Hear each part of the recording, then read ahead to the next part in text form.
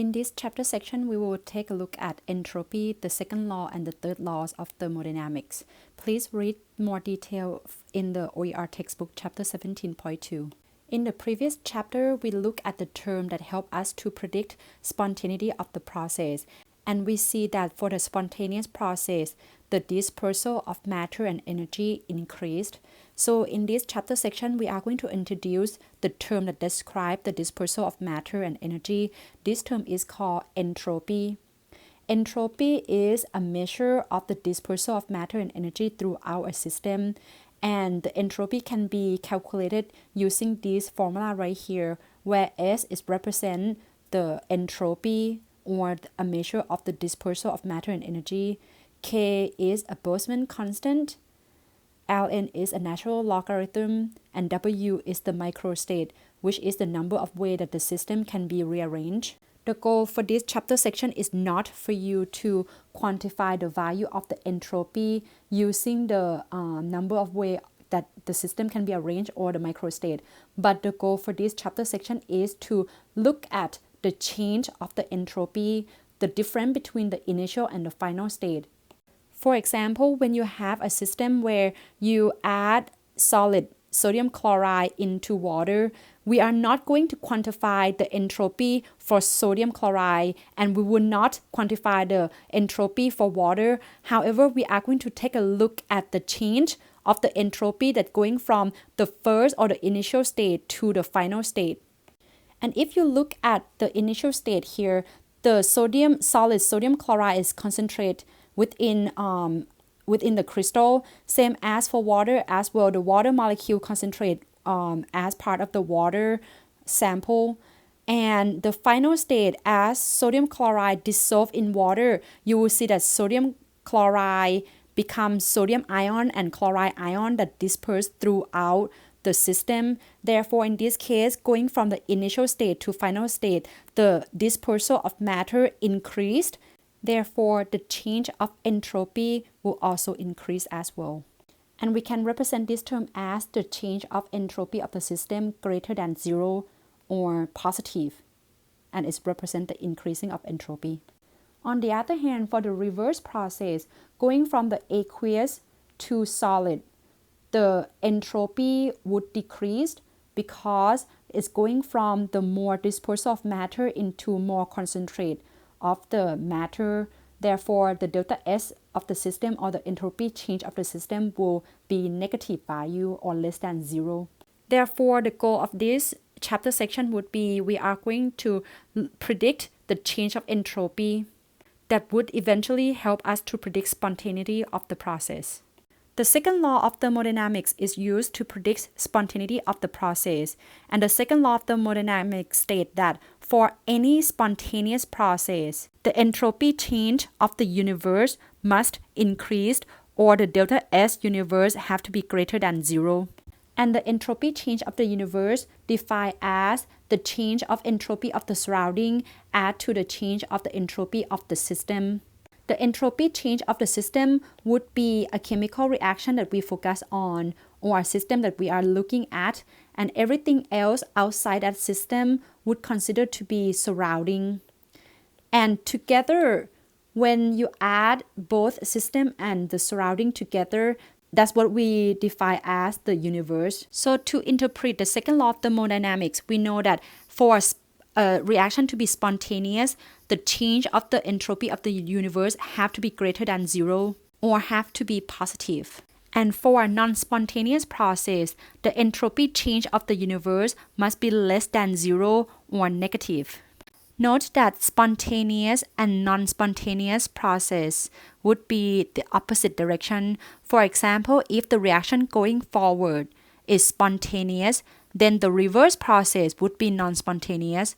However, if the forward direction is non-spontaneous, then its reverse process would be spontaneous. Therefore, throughout this chapter, you will see that I would specify in what direction that the process would be spontaneous. For example, whether it's spontaneous in the forward direction or is it non-spontaneous in the forward direction. When the entropy change of the universe equal to zero, this indicates that the reaction is already at equilibrium. the reaction will proceed in both directions spontaneously. Next, we are going to take a look at the entropy change of the surrounding and also the entropy change of the system, because these two together would determine the change of entropy of the universe, and eventually we will be able to predict spontaneity based off the entropy change of the universe. The entropy change in the surrounding or the delta S surrounding tell us about how the heat flow between the system and the surrounding. Delta S surrounding can be calculated equal to negative change of enthalpy of the system divided by temperature. The temperature must be in absolute temperature in Kelvin. The enthalpy change of the system refer to the heat of the reaction is the same thing. Enthalpy and the heat of reaction are the same. And this will tell us about how the heat is going to be absorbed or is going to be emitted by the system. For example, if the heat is being absorbed by the system, that process would be called endothermic process. And the sign of delta H or enthalpy change of the system would be positive. Therefore, in this case, if you have positive value of delta H multiplied by negative, you are going to obtain the change of the entropy of the surrounding to be a negative value. This makes sense because the heat flow from more dispersed surrounding into more concentrated system. So in this case, heat would concentrate into the small tiny system. Therefore, the change of entropy would decrease. On the other hand, if you have the system that emit or release heat, the heat would flow from the concentrated system to more dispersed surrounding. This process would be called exothermic. Delta H or enthalpy change would be a negative value. And when you have negative value of delta H multiplied by negative, you are going to obtain the entropy change of the surrounding to be a positive value, which indicate that the heat become less concentrated and become more dispersed, right? Because flowing from the concentrated system into more dispersed surrounding. And here is a summary of what I just mentioned, right? So for endothermic process, the entropy change of the surrounding would decrease, and for exothermic process, the entropy change of the surrounding would increase. Now let's take a look at example 1. Predict the sign of enthalpy change of the system and the sign of the entropy change of the surrounding for each of the following. A. Water freeze. First, you will need to know what type of process is this. When water freeze, this is the phase change. It's going from liquid water to solid water. And the freezing process is exothermic. This is because liquid has higher kinetic energy than solid. Therefore, in order to change from liquid state to solid state, the system will need to release that excess energy in order to become a denser state. This is an exothermic process, so the delta H would be negative. The exothermic process indicates that the heat flow from the system and disperse throughout the surrounding. Therefore, the delta S of the surrounding or the entropy change of the surrounding would be positive in this case. For an instant cold pack, this is an example of endothermic process because the heat is flowing from the surrounding into the system. Therefore, the delta H sign would be a positive delta H, and the entropy change of the surrounding would be negative because the heat flow from more dispersed surrounding into more concentrated system. Glow stick. Glow stick is an example of exothermic process because glow stick emit light, which is another form of energy. Therefore, the delta H of this system would be a negative, and the delta S of the surrounding would be a positive value. TNT explosion is another example of exothermic process. The heat is being released from the system TNT, so the delta H would be negative, and the entropy change of the surrounding would be positive because the change of the dispersal of heat would be increased as the heat flow from the system to more dispersed surrounding. The first example is an example of qualitative analysis of the change of entropy of the surrounding. The second example will help us be able to quantify the actual value of the entropy change of the surrounding by looking at the enthalpy, the value of the enthalpy change of the system. For example, calculate entropy change in the surrounding associated with this reaction right here at this temperature, 35 degrees Celsius. So to do this, we will need to set up the equation that the change of the entropy of the surrounding is equal to negative change of enthalpy of the system or the reaction in this case divided by the temperature and have to be in Kelvin. Therefore, in this case, it would be equal to negative and then the value of delta H reaction, which is negative 25 times 10 to the third joule, and divide by the temperature, which is 35 degrees Celsius. You will need to convert this into Kelvin by adding 273 plus 35, and that would be the temperature in Kelvin. If you do this, you will get the temperature at 308 Kelvin. Plug the temperature value into the equation. You will obtain the entropy change of the surrounding equal to 81. And the unit of the entropy of the surrounding would be in joule per Kelvin. According to example 2, we see that the enthalpy change of the reaction is negative. This reaction is exothermic process. Therefore, your change of the entropy of the surrounding have to come out to be a positive value. From the previous page, we learned about the entropy change in the surrounding. Here in this page, we are going to take a look at the entropy change in the system. The entropy change in the system can be determined from the dispersal of matter. We are going to look at the phase change of matter in order to help us predict whether the entropy of the system increased or decreased. To consider the freedom of motion in each of these physical states, we see that solid can only vibrate. Liquid has free rotation, free vibration, and some translation. And the freedom of motion that found in gas would be vibration, translation, and rotation. The number of freedom of motions tell us the number of ways that the system can disperse the energy. And if you look at the solid, it has less way to disperse the energy throughout the system. And if you look at the gas has the most way to disperse the energy through vibration, rotation, and translation. Therefore, if you compare the entropy between solid and liquid, you will see that entropy of the solid would be less than the entropy of the gas. And also, if you look at solid as well, solid are packed close together and gas are dispersed throughout. Therefore, the entropy of the solid would be less than the entropy of the gas. Therefore, if you look at the phase change, going from solid to liquid, liquid to gas, or solid to gas, the entropy change of the system would increase because the system going from more compact to more dispersed or more compact to less compact. And also there are more number of ways to disperse energy throughout the system as well for the gas state. And vice versa, going from gas to liquid to solid, the entropy change of the system in this case would decrease because the system going from more dispersed to less dispersed. Another factor that influences the change of entropy in the system is the dissolution. You already see this figure in the opening of this chapter.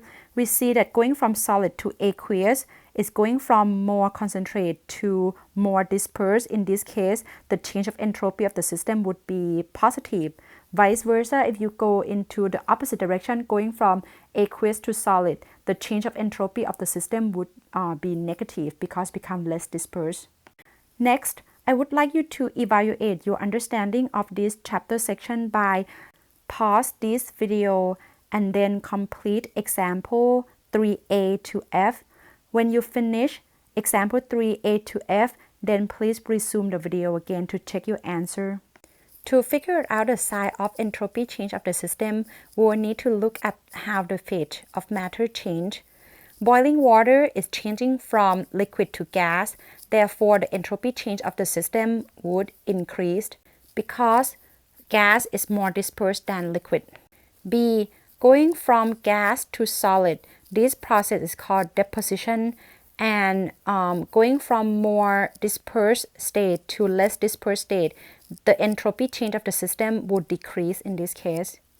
For C, we are dealing with several substances here, but what you need to do is that you will need to looking at the overall physical state on each of the product and the reactant site. For the reactant site, we are going from solid, and solid then becomes solid and gas.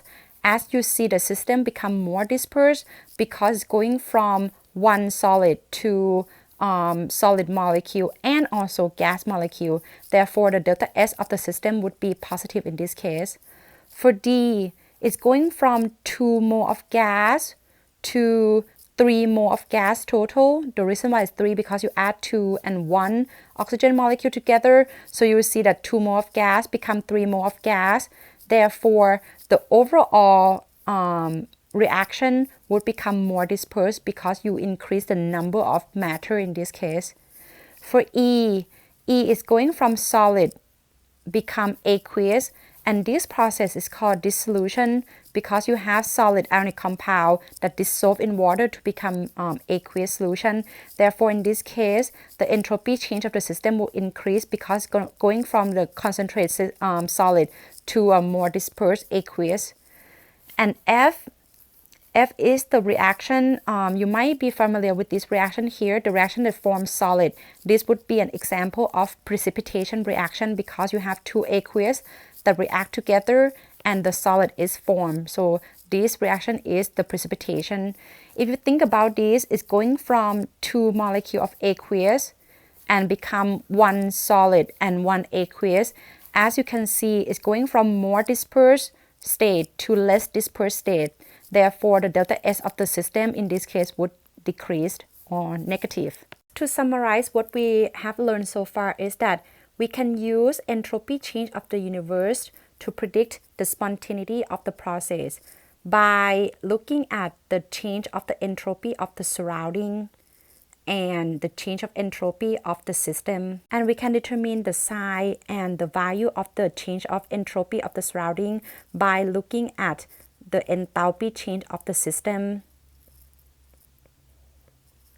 And for the change of entropy of the system, we can look at this from the change of the state, which is from gas, solid, liquid, or aqueous. And together, from the surrounding and the system entropy change, you can determine spontaneity by looking at the entropy change of the universe. If the entropy change of the universe is positive, that reaction would be spontaneous. And if the change of the entropy for the universe is negative, then the reaction would be non-spontaneous. Example 4, 5, and 6 would be integrated problem that involve all of these together. Let's take a look at example 4. Example 4 gives us the fermentation reaction at 25 degrees Celsius. It also gives us the enthalpy for the reaction as well. It asks us to calculate entropy change in the surrounding that associate with the temperature at 25 degrees Celsius. We know that the change of entropy in the surrounding is equal to negative enthalpy of the reaction or of the system divided by temperature in Kelvin. Plug off this value in and change the temperature from 25 degrees Celsius to Kelvin. You are going to obtain the value of 2.3 times 10 to the second joule per Kelvin. Next, to determine the size of entropy change of the system is by looking at the phase change. If you're looking at the system or the reaction here, you will see that it's going from 1 molecule of solid that become liquid and gas. As you can see, liquid and gas are more dispersed than solid. Therefore, the change of the entropy for the system would increase in this case, so the sign of delta S of the system would be positive. Next, determine the sign of entropy change of the universe. The sign of entropy change of the universe would come from the sign of the entropy change of the surrounding. In this case, we already calculate that the surrounding come out to be a positive value because this reaction is exothermic. So we know that the sign of the entropy change of the surrounding is positive. And if you add positive to another sign of the entropy change of the system that is positive, Therefore, in this case, the sign of entropy of change of the universe will always be a positive value. And according to the second law of thermodynamics, if the sign of entropy change of the universe is positive, this reaction would be spontaneous. Please pause the video and complete example 5 and 6 to evaluate your understanding. Resume this video again when you finish them. For example 5, the entropy change of the surrounding would equal to negative enthalpy that is given divided by the temperature in Kelvin. If you divide these two numbers together, you will get negative 0.548. Note that the unit for this example would be in kilojoule per Kelvin because the problem doesn't specify what unit it is. Therefore, I'm going to leave it as kilojoule per Kelvin. Therefore, the unit of entropy can either be just joule per Kelvin or kilojoule per Kelvin. Next, to determine the sign of entropy change for the system, you will need to look at the phase change for the chemical reaction. It's going from 3 mole of gas to 2 mole of gas. You will see that the system becomes less dispersed. Therefore, the entropy change for the system would be negative. And to determine the sign of entropy change of the universe, you have to consider both sign of entropy change of the surrounding and also the system as well. So if you add negative value to a negative value from these two, you are going to eventually get a more negative value for the entropy change of the universe. Therefore, this process would be non-spontaneous. One thing I would like to emphasize here is that when I talk about the spontaneous or non-spontaneous process, we will need to specify the direction of the process. In this example 5, we're looking at the forward direction. Therefore, the non-spontaneous process of this would be in the forward direction. And if the forward direction is non-spontaneous, it means that the reverse process going from the product to the reactant then would be spontaneous process. Same thing for example 4, you will also need to specify this spontaneity as well. We predict in the forward direction, therefore in this case, it's going to be spontaneous in the forward direction. Again, it means that this fermentation reaction is that you will have sugar that can spontaneously convert to alcohol and carbon dioxide. However, for carbon dioxide to combine with alcohol to form sugar is non-spontaneous process. For example 6, at what temperature in degrees Celsius is the change in entropy for the reaction equal to the change in entropy of the surrounding? Because we know that the entropy change of the universe will equal to the entropy change of the surrounding add to the entropy change of the system. Therefore, to make these two equal to each other, we are going to set the entropy change of the universe, this term right here, to equal to 0, and then rearrange this equation by moving the entropy change of the system to the other side by minus them both sides of the equation. Then you will obtain the negative delta S of the system that would equal to the delta S of the surrounding in this case. And then we can replace this delta S of the surrounding to be negative delta H of the system divided by temperature.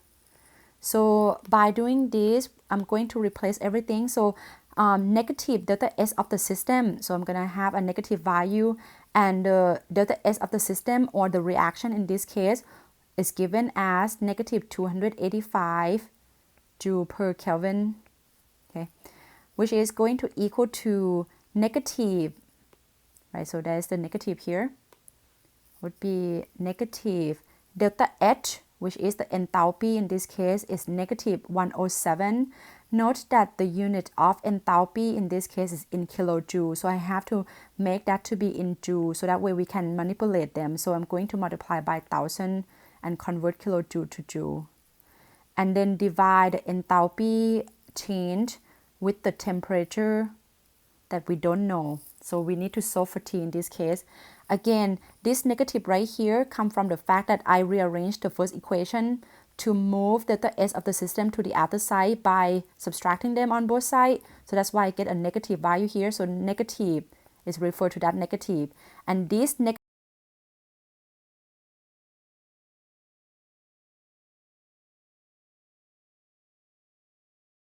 of the entropy of the surrounding, and we know that of the surrounding is equal to negative delta H over T. Therefore, I just replace this term together. Okay, so negative is right here, and then the value is also negative, so I have to account for that as well, and then change from kilojoule to joule. Now, if you do cross multiplication of this equation right here by moving the temperature to be the numerator instead of denominator in this case, you are going to get temperature equal to 375 Kelvin. But the problem asks the temperature in degrees Celsius, therefore you will need to subtract 375 by 273 and you will get 102 degrees Celsius. Note that the temperature that we use here must be in absolute temperature, which means that the value that is come out must be a positive value in Kelvin. What does this temperature tell us then, and how does that affect the spontaneity of the process? So recall from the previous section of this chapter, we talk about the sign of the entropy change of the universe, and we know that for the entropy change of universe that equal to 0, we know that this reaction is at equilibrium, which means that both direction forward and reverse are spontaneous process, right? So they are spontaneously going forward and also backward because already at equilibrium. Therefore, in this case, the temperature that we calculate, this is going to be the temperature at equilibrium. At this temperature, the reaction would proceed spontaneously in both directions. In chapter 17.3, you will learn more about the effect of temperature on spontaneity. For example, what happens if the temperature is above or below the equilibrium temperature, and we will see how that would affect the spontaneity of the process. Next, we will take a look at the third law of thermodynamics. The third law of thermodynamics states that the entropy of a perfect crystal at absolute zero or at the 0 Kelvin is going to be the value of 0. The third law of thermodynamics is very important because it helps define the absolute zero of the entropy that would allow for the calculation of all the entropy value for all substances. The standard molar entropy is the entropy for a specific substance, and it also an absolute amount. The value of the standard molar entropy can be calculated from the constant multiplied by natural log of the microstate. Again, microstate is the number of ways that the substance can be rearranged. For the perfect crystal at 0 Kelvin, the number of microstate would be just 1, which means that the number of ways that this crystal can rearrange itself would be just one way. The reason for that is because at 0 Kelvin, there is no kinetic energy for the molecules. Therefore, this molecule would pack together in one way of packing and it will not be able to move. Therefore, the number of ways to arrange this crystal would be just 1. And if you do a natural log of 1, you will get the value of the standard molar entropy equal to 0. And this standard molar entropy at 0 Kelvin will be used as the reference to determine the rest of the standard molar entropy of other substances at different temperature. Here are examples of standard molar entropy. You can find these values on the appendix 17.2 from the OER textbook, page 137 to 154. Note that the standard molar entropy that determined here is at 25 degrees Celsius, and because it's not at the absolute zero, therefore the value of the standard molar entropy are always non-zero at 25 degrees Celsius. Unlike the value of the change of the standard enthalpy of formation, the change of standard enthalpy of formation that we learned in Chem 122 determined from the standard state of the element, and we set that as our reference. For example, in this case, when you have aluminum solid would be the element in its standard state, and we use that as 0 because this would be the reference. and anything that determines from that would be the value that base of these 0. And the difference that you can notice here is that for the enthalpy, it would be the change because it would be the change from the reference point to the point that we are interested of. However, for the entropy value would not be the change here. The standard molar entropy would not be the change because it's the absolute value that we can determine from this equation here. And we base reference off at 0 Kelvin. The values of the standard molar entropy for each compound allow us to be able to calculate for the change of the entropy for the reaction, and these can be calculated from the difference between the product and the reactant by this equation right here. For example, if you have a chemical reaction of A plus B convert to C and D, the entropy change for this reaction would be N, stand for the coefficient of the product.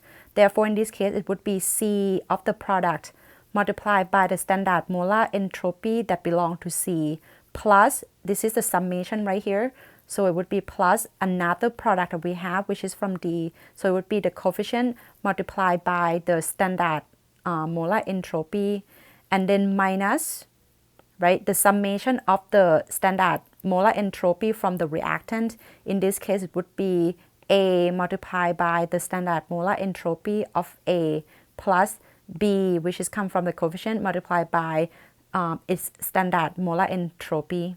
The standard entropy change for chemical reaction, this would refer to the delta S of the system that we talked about earlier, and you already determine the qualitative change of the entropy change of the system by looking at the physical state, right, from the reactant and the product. This is the same way, right, but in this case we're actually going to find out the actual value of it.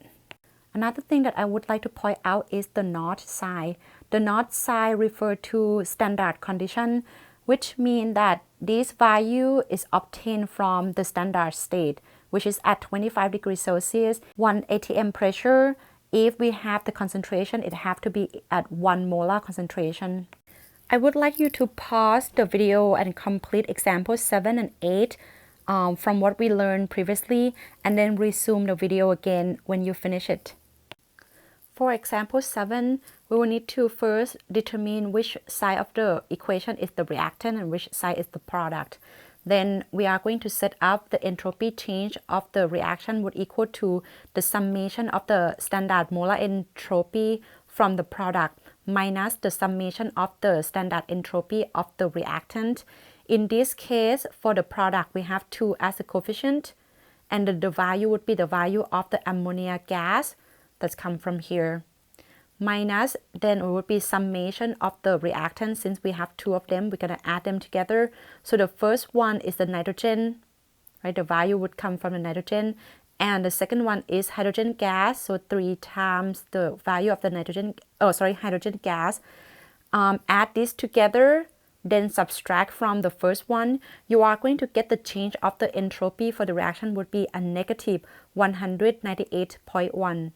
The unit for this would be the same as the unit that is given on the table. So the unit of this would be in joule per Kelvin per mole. So you can leave this as it is. It would be joule per Kelvin per mole. Now let's check our answer before we actually answer this.